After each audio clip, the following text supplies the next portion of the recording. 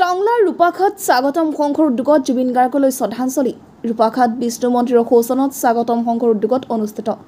টংলাৰ ৰূপাঘাট স্বাগতম সংঘৰ উদ্যোগত হাৰ্থব জুবিন গাৰ্গৰ স্মৃতিত শ্ৰদ্ধাঞ্জলি অনুষ্ঠানৰ ৰাতিপুৱাৰ ভাগত জুবিন গাৰ্গৰ প্ৰতিচ্ছবিত শ্ৰদ্ধাঞ্জলি অৰ্পণ কৰি ৰাইজৰ সহযোগত আয়তীসকলে নাম প্ৰসংগ কৰি শ্ৰদ্ধা জ্ঞাপন কৰে। সকলোৰে হৃদয়ত স্পন্দিত হৈ থকা ব্যক্তিত্বৰ অধিকাৰী জুবিন গাৰ্গৰ প্ৰতি শ্ৰদ্ধা জনাই টংলা ৰূপাঘাট স্বাগতম সংঘৰ লগতে ৰূপাঘাট ৰাইজে।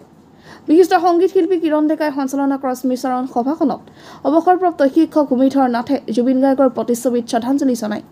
অনুষ্ঠানত সমাজকৰ্মী সমৰেন্দ্ৰ ডেকা, লাহন ডেকা, হৰেন্দ্ৰ শইকীয়া, অমৰজ্যোতি ৰাভা, ভাস্কৰ নাথ, বিচিত্ৰা পেগুৰ লগতে বহুসংখ্যক লোক উপস্থিত থাকে বুলি ৰূপাঘাট স্বাগতম সংঘৰ সভাপতি জিতেন কলিতা আৰু সম্পাদক পংকজ কুমাৰ ডেকাই জানিবলৈ দিয়ে।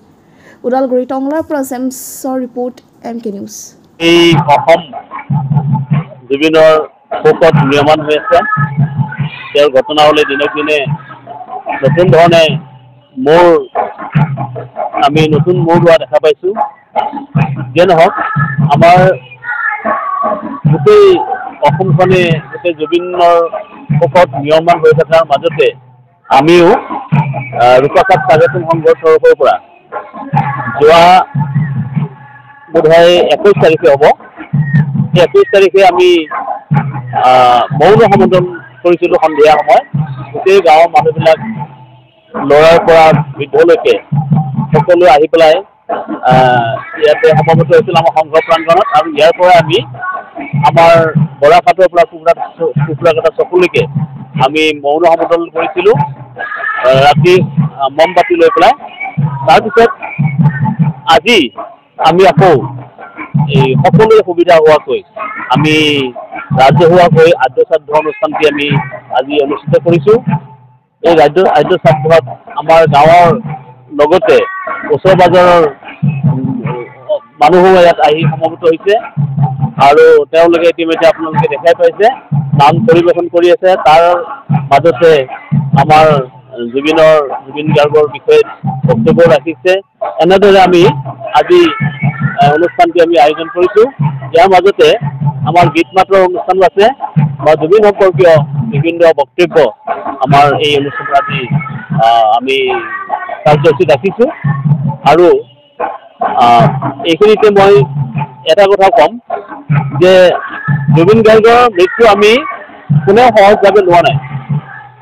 আৰু তেওঁৰ মৃত্যু এক হ'ল যে তেওঁ খুব কম বয়সত আমাৰ মাজৰ পৰা আঁতৰি গ'ল। এইটো আমাৰ ক্ষতি। আৰু তেওঁ যদি স্বাভাৱিক মৃত্যু হ'লহেঁতেন তেতিয়াহ'লে আমি এই ক্ষতিটোকো আমি গ্ৰহণ কৰিলোহেঁতেন ৰাইজে। জুবিন গাৰ্গৰ আজি এটা স্মৃতিচাৰণ অনুষ্ঠিত কৰা হৈছে। ইয়াৰ গোটেই আমাৰ ৰূপাঘাট অঞ্চলৰ যিখিনি আমাৰ বিভিন্ন জনগোষ্ঠীৰ যিখিনি লোক আছে সেই সকলোৱে আমি একত্ৰিতভাৱে ইয়াতে আজি দিনটোৱা কাৰ্যসূচীৰে জুবিনৰ যিটো অকাল মৃত্যু সেই অকাল মৃত্যুৰ পৰিৱেশত আমি একে মৰ্মাহত হৈছোঁ। প্ৰত্যেকজন ব্যক্তিয়ে ইয়াত মৰ্মাহত হৈছে আৰু তেওঁৰ স্মৃতি জীৱনীয়া কৰাৰ কাৰণে বা তেওঁক স্মৃতিচাৰণ কৰিবৰ কাৰণে আমি আজি এই দিনটোৱা কাৰ্যসূচী লোৱা হৈছে। ভৱিষ্যত প্ৰজন্মৰ জানো এই মহান শিল্পীগৰাকীক আমি জীয়াই ৰাখিব পাৰোঁ তাৰে এটা ষ্টেপ হিচাপে এটা আৰম্ভণি হিচাপে এই স্বাগতম সংঘই আজি এটা প্ৰথম পদক্ষেপ লোৱা হৈছে। আৰু ভৱিষ্যতে আহি থকা দিনবিলাকত জুবিন গাৰ্গ অসমৰ এগৰাকী যে এটা সত্তা আছিলে, এগৰাকী ভৱিষ্যত দ্ৰষ্টা আছিল আৰু সেইটোকে আমি আজিৰ প্ৰজন্মটোকো তেওঁলোকক অনুমানিত কৰিবৰ কাৰণে আজি এই আমাৰ দিনটোৱা কাৰ্যসূচীটো পদক্ষেপ লোৱা হৈছে।